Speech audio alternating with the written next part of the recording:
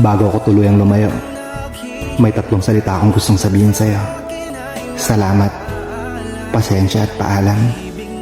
Salamat sa pagbibigay ng pagkakataon na mahalin ka. Dahil doon ang dami ko natutunan.